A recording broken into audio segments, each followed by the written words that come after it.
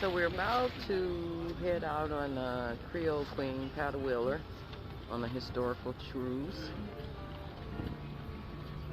in New Orleans. How are you? Can you see me in there? Can you hold this so you can see me? Give me a minute, I'm sanitizing. Can you see me? I can't see the details of your face, but yes. Can't see the what? Details of your face, but yes. Williams? But you can see me in. Yep. Okay, so we're about to go on the Paddlewheeler Creole Queen historical cruise up the Mississippi. No, we're down the Mississippi. Which one? Along the Mississippi? Along the Mississippi. The boat goes that way. Okay. Are you sure? Yes. The thing that says the initials of the boat are pointing so they can be read from that direction. Okay. So let's You didn't notice? Stupid thing. How do I make this unblock without? I always accidentally just push turn it this off. button on the front, the green button. Oh. Sorry, I always accidentally shut off the trying to get speed the on ship. it. Nice ship. But yeah, it goes that way. You could tell because there's the little initials up front, and they're read from that direction. So you board here? Yeah, I guess. I think we're supposed to go inside the gate. What? I'm confused. What? What am I doing? So we're about to board. Oh, look at that.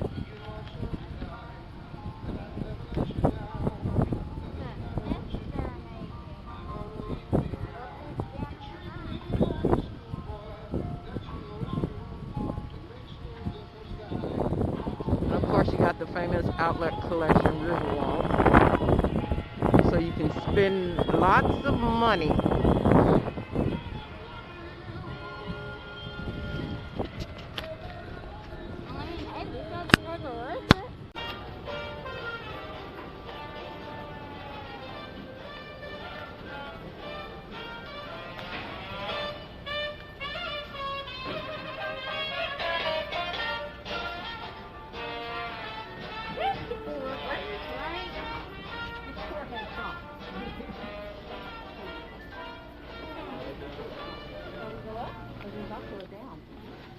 We can go down too.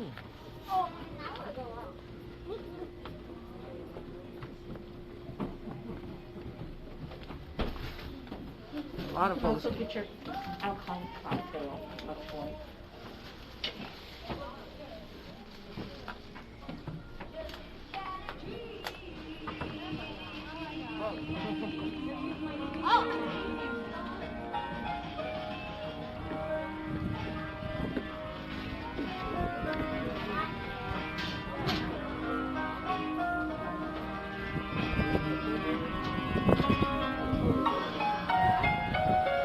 We can go further down that way.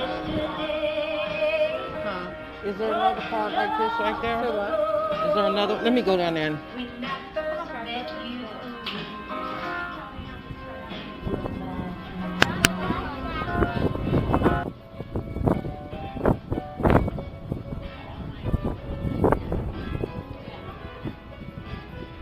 Do you want a table or? Huh? Well, you better get back over there. That's why I told you to stay.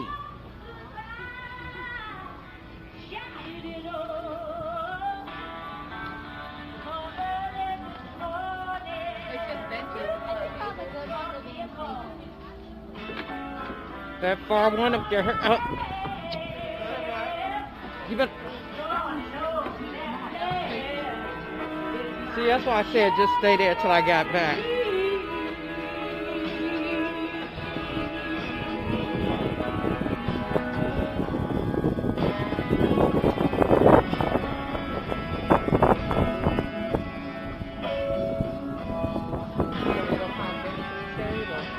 That's what you're gonna have to do because there's no that.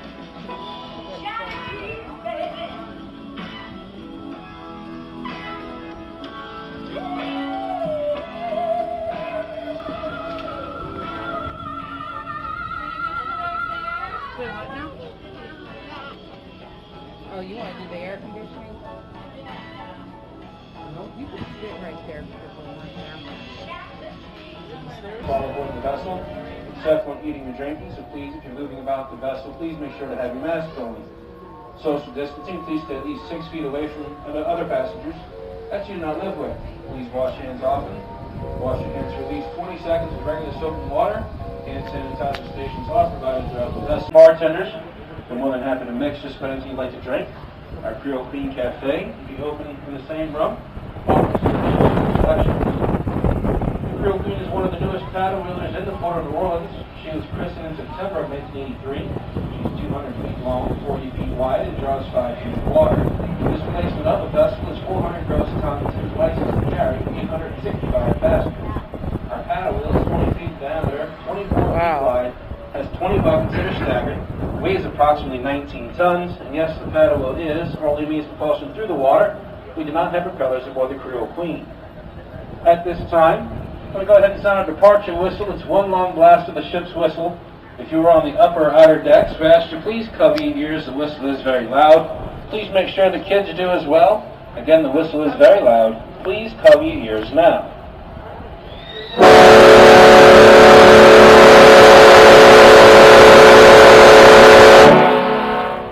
My name is Captain Brian Fessy, your captain for this afternoon's cruise. I'm going to turn the microphone over to our narrator and historian on board, Mr. Charles Chestnut.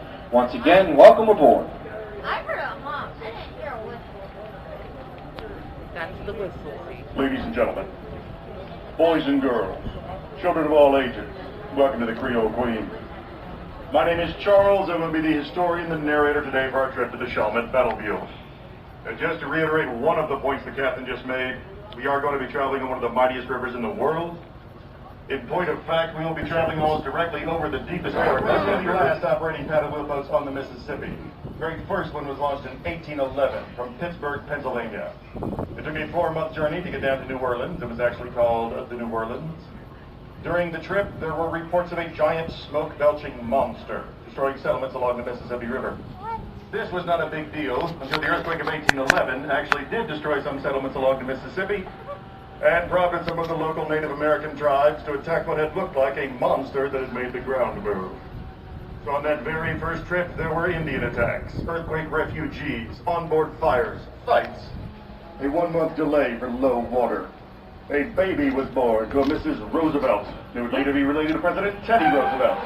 When they finally made New Orleans after a 4-month trip, the captain had fallen in love with Mrs. Roosevelt's maid, and they ran off together. Now, I promise you this trip will not be as exciting, but we will do our best to make it enjoyable nonetheless. Just a few quick facts about the river. It is 2,200 feet across, down here at the base of Canal Street. The deepest part of the river, the Nadir, is 200 feet down, and that is off of Algiers Point, which is the bend in the river directly in front of us. We are 90 miles from the Gulf of Mexico by way of the Mississippi itself. The entire river is 2,320 miles long. It officially begins in Lake Itasca, Minnesota. And to answer your Europeans discovered the Mississippi River in 1541. A man named Hernando de Soto came across it in Arkansas. He described the river as wide, muddy, and full of logs. It was discovered inland and not in the Gulf of Mexico because the Mississippi is not like the other major rivers of the world. It does not form a large natural harbor at the mouth. Instead, water split up into multiple channels, which then split up into smaller channels, and the river primarily diffused into the Gulf of Mexico by way of bayou and swampland. So the mouth of the Mississippi River actually looked like swampland, which is to say it looked like the rest of the Louisiana coastline. If you didn't know what you were looking for, you weren't going to see it. Men. For this, enter Bienville and Iberville. Two fearsome Frenchmen, they had a terrible reputation for attacking English settlements for profit. They were raiders. They got down here, they found the mouth of the Mississippi, and then they founded New Orleans. How did they do it? They asked directions. They spoke to the local tribes, who told them how to find the mouth of the river, but much, much more important, told them where to put their colony. They said if you put your colony right here, here being the French Quarter, it will never flood. And the French Quarter never really has. Not in 300 years. Not even really during Hurricane Katrina. Now the drainage in the French Quarter is very poor, so if we have a torrential downpour, there will be a few inches of water in the streets, but once the rain stops, the water goes away. Had they not listened, had they put their colony just a few miles up or downriver, it would have been subject to periodic flooding. So advertising is how these friends were going to entice people to come to New Orleans. In the glorious tradition of advertising, they simply lied. This is the approximate translation of the actual advertisement that went out across France. Come, Frenchmen, to the mountains of New Orleans. Walk the sandy beaches of the Mississippi River, where you will pick up gold, silver, and pearls right off the ground. You'll bring in 2 crops a year, and you'll never have to do a day's work. Because the Indian loves the white man so much, they will not allow him to work in the sun. There is no danger, there is no disease. Surely this is a paradise. Naturally, every business is BS, not stay. And they found them, sort of. Starting a small colony in the foothills of the Ozarks or upriver. See, The French people were somewhat more cynical, even back then. They did not believe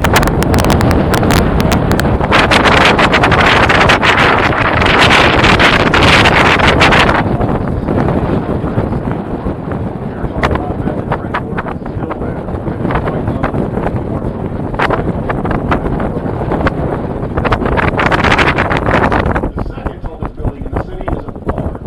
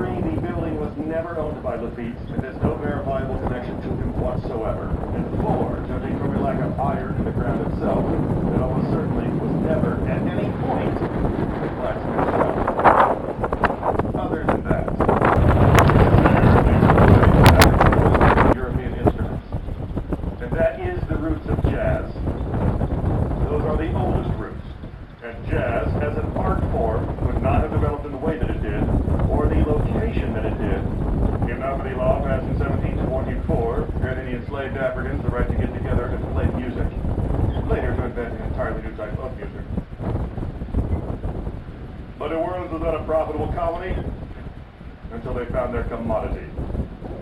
A remnant of which still exists today. Directly in front of the boats, you'll pass by in a few minutes, there's a large smokestack. And there they still make a white powder that makes you hyper. It's kind of addictive, it's pretty bad for you, and it can be expensive. Sugar. Sugar was the real wealth of the Caribbean colonies. Before cotton was king, sugar was white gold.